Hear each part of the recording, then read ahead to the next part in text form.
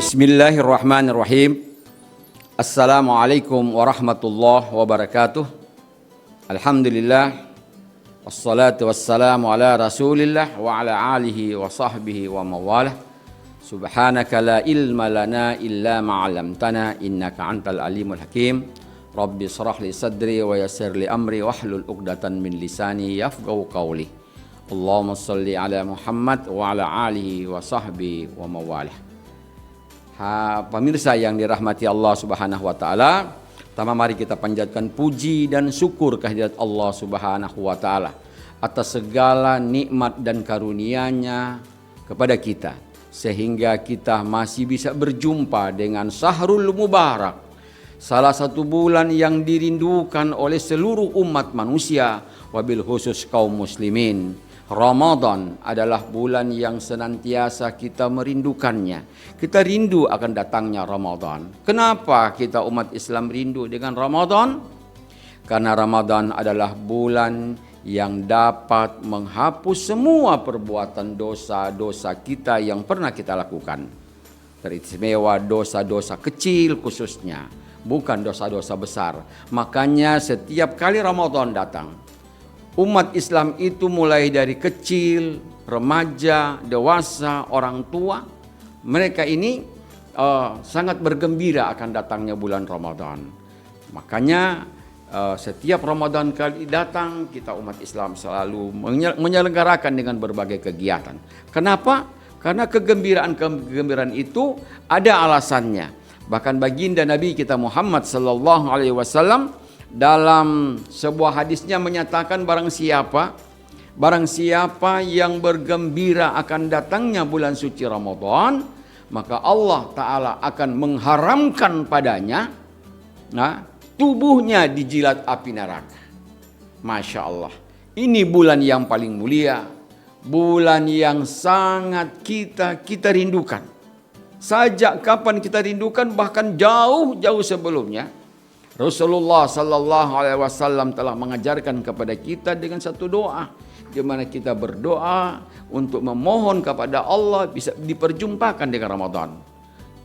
Doanya Allahumma barik lana fi Rajab wa Sa'ban wa balikna Ramadan. Ketika kita berada di bulan Rajab waktu itu, kita berajin-rajin berdoa, memohon pada Allah, ya Rabb, berikanlah kami kekuatan, kesehatan dan perjumpakan kami dengan bulan Rajab, bulan Sa'ban, hingga datangnya bulan Ramadan. Lalu kenapa kita berharap datangnya Ramadan?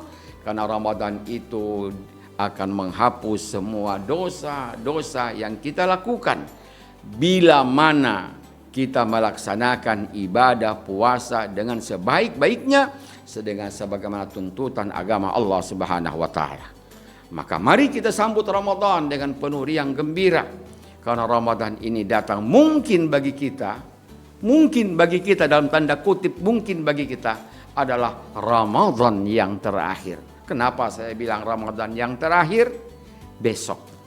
Karena tidak ada satu makhluk di alam dunia ini yang mampu, yang tahu kapan kita akan begini. 1 jam lagi kita tidak akan tahu nasib saya akan bagaimana, apalagi tahun depan. Maka jadikan Ramadan kali ini Ramadan yang mubarak, Ramadan yang mulia, Ramadan yang penuh dengan rahmat ini, dengan penuh ibadah padanya. Di saat kita memohon pada Allah, ya Allah, ampunilah semua dosaku, ampunilah semua perbuatan dosa yang pernah kita lakukan, maka Allah Ta'ala akan mengampuni semua dosa ini manakala kita memang benar-benar mau bermohon, mau meminta pada Allah untuk dihapuskan akan segala dosa ini.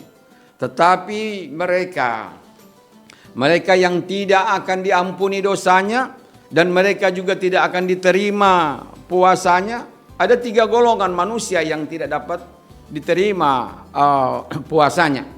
Sebagaimana dijelaskan dalam sebuah hadis, ketika saat itu Rasulullah sallallahu alaihi wasallam sedang melaksanakan khutbah Idul Fitri di suatu hari. Ketika Rasul sallallahu alaihi wasallam menaiki anak tangga yang pertama, beliau berkata amin. Pada anak tangga yang kedua beliau pun berkata amin. Dan pada anak tangga yang ketiga, Rasul sallallahu alaihi wasallam mengucapkan amin. Nah, kemudian Nabi Muhammad sallallahu alaihi wasallam berkhutbah tentang Idul Fitri. Pentingnya memberikan nafkah, memberikan rasa kasih sayang di hari raya yang mulia itu. Selesai itu Rasulullah sallallahu alaihi wasallam turun dari mimbar. Maka para sahabat yang mengelilingi pada saat itu, ada Abu Bakar, ada Umar, Utsman, Ali, dan seluruh sahabat-sahabat yang lain, berkerumun kepada Rasulullah sambil mereka bertanya, "Ya Rasulullah, apakah gerangan yang terjadi ketika engkau menaiki anak tangga yang pertama? Engkau berkata amin. Pada anak tangga yang kedua pun engkau berkata amin. Dan pada anak tangga yang ketiga, sebelum engkau berkhutbah, engkau berkata amin. Lalu apakah yang terjadi ya Rasul? Sesungguhnya engkau yang Allah dan engkau yang mengetahuinya." Baginda Nabi kita Muhammad sallallahu alaihi wasallam kemudian berkata kepada sahabat-sahabatnya, "Wahai sahabat-sahabatku, sesungguhnya itu benar terjadi. Ketika aku berada di anak tangga yang pertama, datanglah malaikat Jibril kepadaku." Apa kata malaikat Jibril? "Ya Muhammad, sesungguhnya Allah tidak akan menerima puasa orang-orang yang durhaka kepada kedua orang tuanya." Ini penting ini. Allah Subhanahu wa taala tidak akan menerima puasa kita.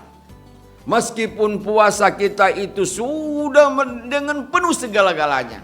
Tetapi kalau kita durhaka kepada ibu dan bapak kita, orang tua yang melahirkan kita, ibu yang melahirkan, ibu yang mengasuh, membesarkan, menyekolahkan, lalu kita durhaka padanya, maka jelas Allah Subhanahu wa taala tidak akan menerima puasa yang ia lakukan. Yang kemudian pada anak tangga yang kedua, apa kata Nabi? Malaikat Jibril pun berkata, "Ya Muhammad, sesungguhnya Allah Ta'ala tidak akan menerima puasa orang-orang yang sedang bertengkar. Keluarga yang bertengkar, anak istri, tetangga yang memutuskan hubungan silaturahim. Maka sesungguhnya Allah tidak akan menerima puasa mereka. Meskipun mereka itu sudah berpuasa dengan sebaik-baiknya. Tapi nilai Allah itu benar." Maka kata Nabi sallallahu alaihi wasallam, "Kam min sha'imin laisa lahu min siyami ilal ju' wal atas." Kata Nabi, betapa banyak orang-orang yang berpuasa itu hanya menahan lapar dan dahaga. Mereka tidak menerima apa-apa selain lapar dan dahaga yang mereka terima selama Ramadan.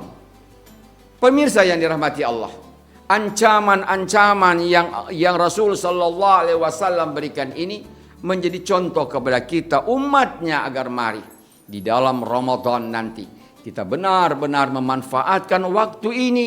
Kita manfaatkan setiap waktu yang ada. Kita gunakan untuk beribadah pada Allah, baca Quran, tadarus, belajar ilmu agama, dan selalu menjaga hati agar hati kita ini menjadi hati yang benar-benar suci dan Allah Subhanahu wa taala akan menerima puasa Ramadan kita. Inilah yang bisa kami sampaikan. Usikum wa nafsi billahi. Wassalamualaikum warahmatullahi wabarakatuh.